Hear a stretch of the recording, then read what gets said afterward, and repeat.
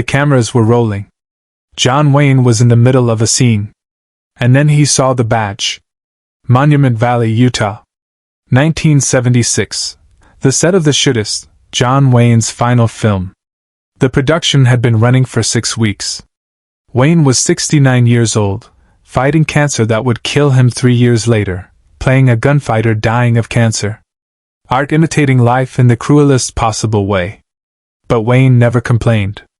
Never missed a call time. Never showed weakness in front of the crew. He'd been doing this for 50 years. He knew how to be John Wayne even when John Wayne was dying. It was a Tuesday afternoon. Scene 47.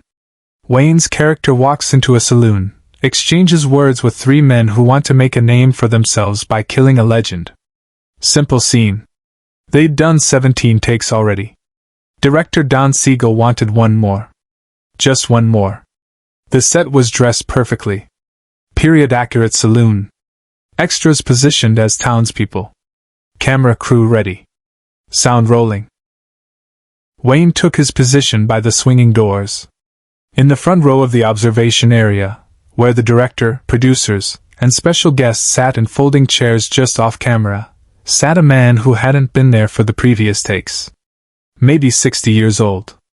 Weathered face. Graying hair. Wearing a simple button-down shirt and slacks. And pinned to his chest, catching the harsh studio lights, a police badge. Not a prop. Not a costume piece. A real badge. Tarnished. Well-worn. The kind of badge a man wears for 30 years. Wayne noticed it as he glanced past the camera toward the director. His eyes caught the gleam of metal. He looked closer. Saw the badge. Saw the man wearing it. And John Wayne stopped. John Wayne had been performing in front of cameras for 50 years. But that day the real police badge stopped him.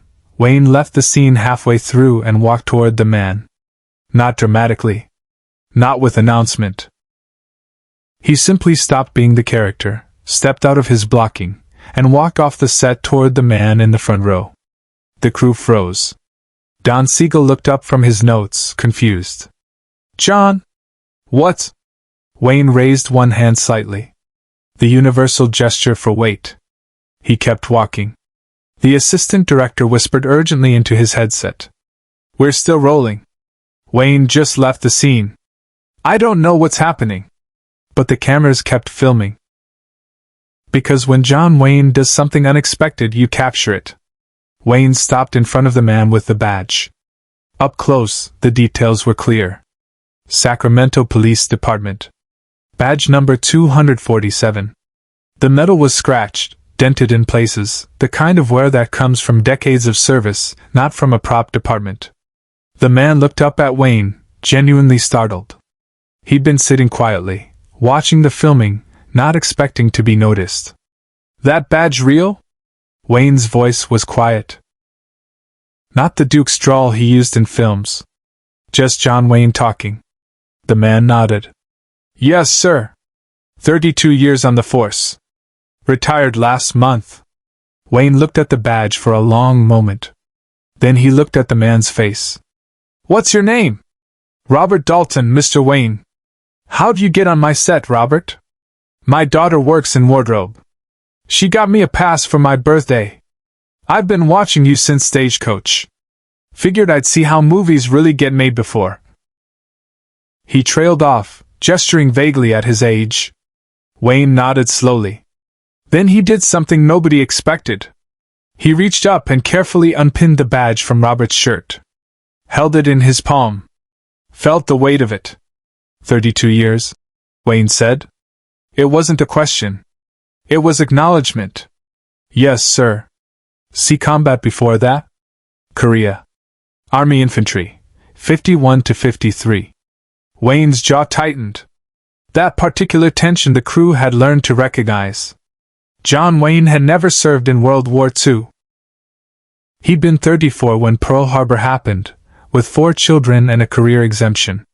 He'd spent the war making movies while men his age died in Europe and the Pacific. It had haunted him his entire life. Wayne didn't raise his voice. He didn't have to. He looked at the badge in his hand. then at Robert. Then at the entire crew, who had gathered closer now, sensing something significant. "You know what we're doing here?" Wayne asked Robert, his voice still quiet but carrying to everyone on the set. "We're pretending. I'm pretending to be a tough man. Pretending to face death with courage.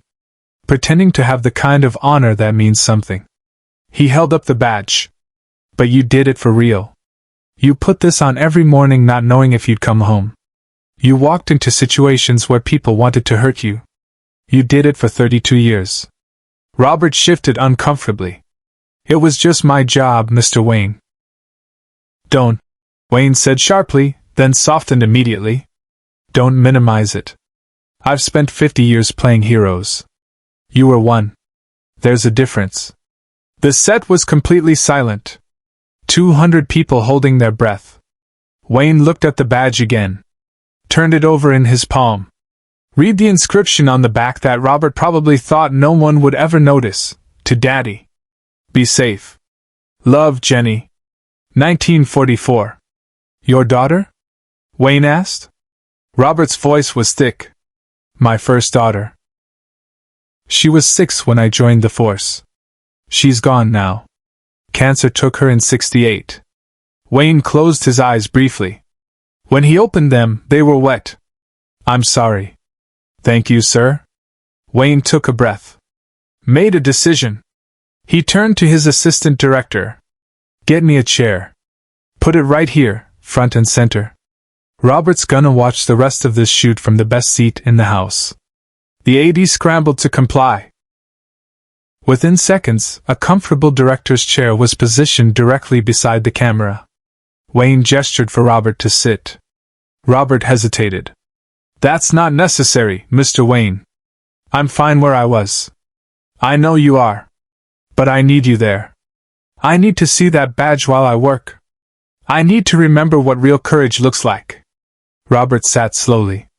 Wayne carefully pinned the badge back onto Robert's shirt, his large hands surprisingly gentle. He stepped back, looked at Robert one more time, then nodded. He walked back to his position by the saloon doors.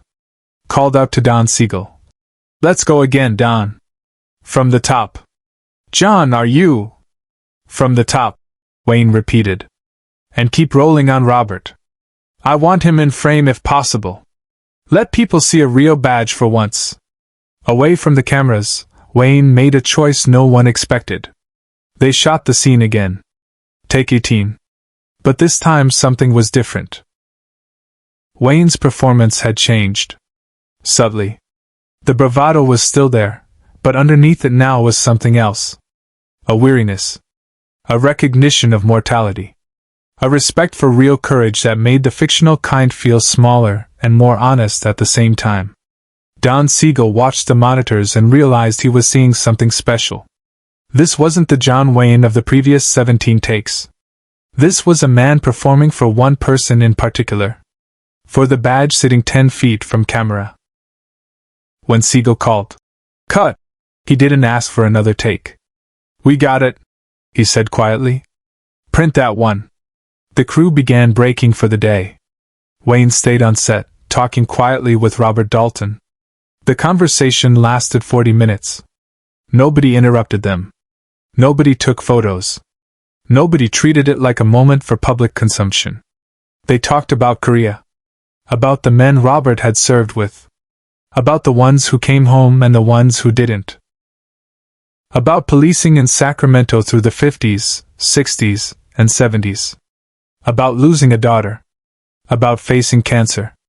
About the weight of wearing a badge or a persona, real or pretend, for decades. At one point, Wayne said something that a sound technician, who was coiling cables nearby, happened to overhear. "I've spent my whole life wishing I'd served. Wishing I'd done something real instead of just playing at it. You actually did it. Both in war and in peace. That badge means something I'll never have." Robert's response was too quiet to hear, but the sound tech saw Wayne's face, saw him nod, saw something shift in the old actor's expression. When they finally stood to leave, Wayne did something nobody had ever seen him do. He saluted. A full, formal military salute. To a cop. To a veteran. To a man whose badge was real. Robert, surprised, returned the salute. Subscribe and leave a comment, because the most important part of this story is still unfolding. The next day, Wayne came to set early. He found Robert's daughter in the wardrobe department. Her name was Sarah. She was 28, excited about her job, grateful her father had gotten to visit the set. Wayne asked her about her grandfather's badge, the one her Aunt Jenny had given him in 1944. He asked about the family, about what Robert had done after Korea, about the 32 years on the force. Then he asked the production office to send something to Robert's home in Sacramento. He didn't tell anyone what it was. But 3 weeks later, Robert received a package. Inside was a photograph from the set, Wayne and Robert sitting together during that 40-minute conversation. Signed, to Robert Dalton, who wore the real badge. With respect and admiration. John Wayne. And beneath the photo, in a separate box, something else, Wayne's personal prop gun belt from True Grit. The one he'd worn when he won his only Oscar. With a note in Wayne's handwriting. You earned the real thing. This is just Hollywood. But I wore it thinking about men like you. Please keep it. Duke. Robert hung both in his living room. The photograph and the gun belt. Next to his own badge, now in a shadow box, retired along with him. He told his grandchildren the story dozens of times. John Wayne stopped his movie to talk to me. Not because I was special. Because he understood what the badge meant. But what followed would stay with everyone who witnessed it, forever. The Shootist was released in 1976. It was John Wayne's final film. In it, he played a gunfighter dying of cancer, trying to die with dignity. Art imitating life. Wayne died in 1979, 3 years after shooting Wrapped. But before he died, he told several interviewers about the day on set when he met a real cop wearing a real badge. He told them it changed how he played that final role. Made him think about the difference between performing courage and living it. I've played soldiers and lawmen and tough guys for 50 years, Wayne said in one of his last interviews. But I met a man on that set who actually was all those things. He reminded me that what we do here is important, but it's still pretend. The real heroes don't get makeup trailers. Don Siegel later said that take 18, the one shot after Wayne met Robert, was the best work Wayne ever did. He stopped performing and started being, Siegel said. He let himself be old. Tired. Mortal. He let the pretense go. All because of a cop's badge in the front row. Robert Dalton died in 1994, age 78. At his funeral, his son wore his father's police badge.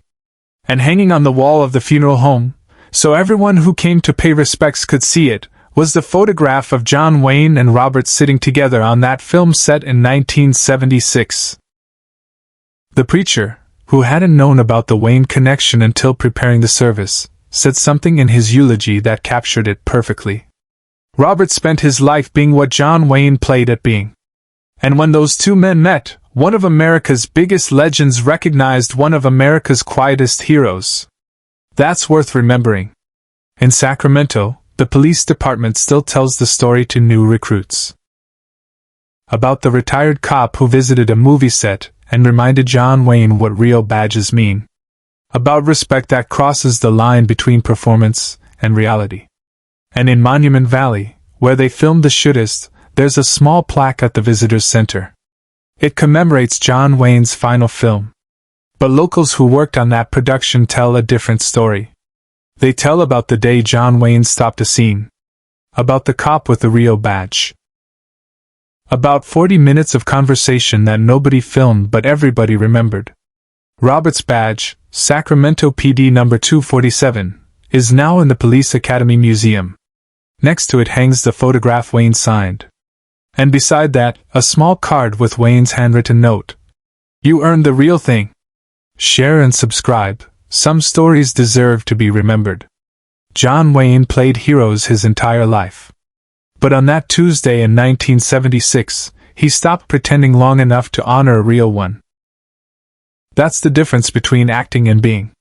Between the badge you wear for cameras and the badge you wear for 32 years. Wayne understood it. Finally. Completely. And it changed his final performance into something true.